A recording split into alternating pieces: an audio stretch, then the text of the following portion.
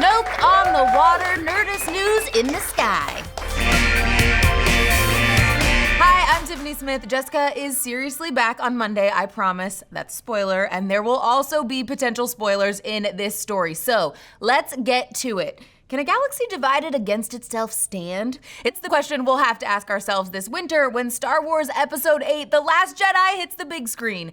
That's because until now, despite carving out the core of an entire planet to create a super weapon that extinguishes suns as fuel, most people in the Star Wars universe thought of the First Order as, well, no big deal. Well, not anymore. After blowing up the Galactic Republic in The Force Awakens, it seems like everyone is waking up to the fact that this Snoke dude means serious business. This galactic state of the Union comes to us straight from the folks at Making Star Wars.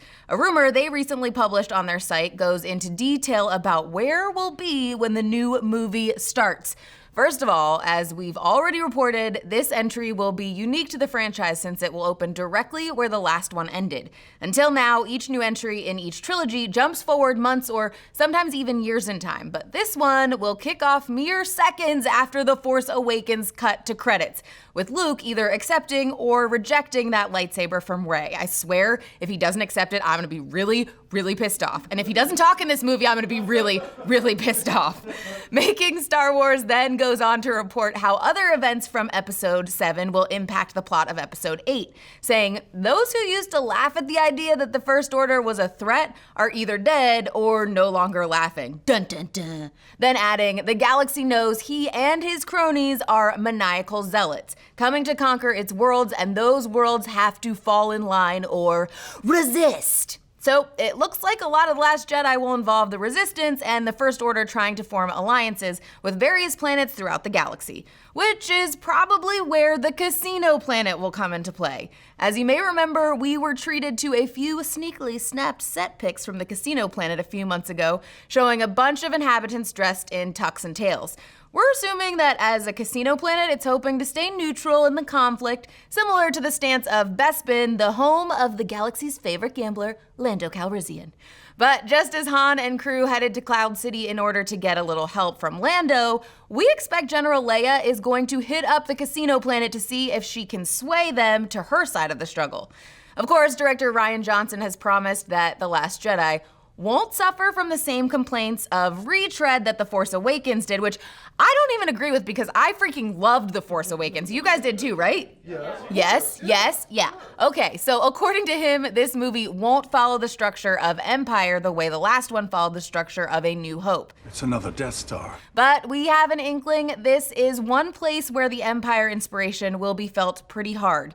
We'd even be willing to bet that the First Order will be waiting for Leia on the casino planet, just as Vader was waiting for Han on Bespin.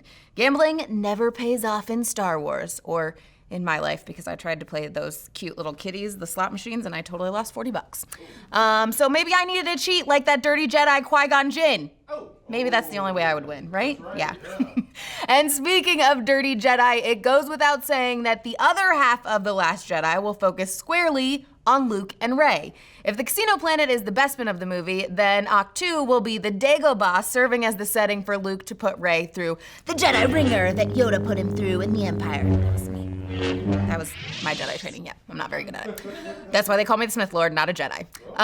So yeah, the promise that this won't be an Empire Strikes Back clone seems slightly less likely now that it looks like both plot strands from that movie, the Falcon crew looking for help and Luke training as a Jedi, will have direct parallels in The Last Jedi. But whatever, if you're gonna copy another Star Wars movie, you might as well copy the best one of the bunch. Yes. But what do you guys think? Whose side would you take in the coming war between the Resistance and the First Order? Let's discuss. And hey, have you guys ever wanted to create your own comic? Maybe you could make a character that would be nominated for an Oscar, who knows? Because me and my comic book guru, Jim Higgins, are teaching a 12-part course on the ins, outs, ups, and downs of crafting your own comic book. You can find the whole class over on Alpha. Head over to projectalpha.com to sign up for a 30-day free trial right now. Like, do it right now. I'm Tiffany Smith. I'll see you later.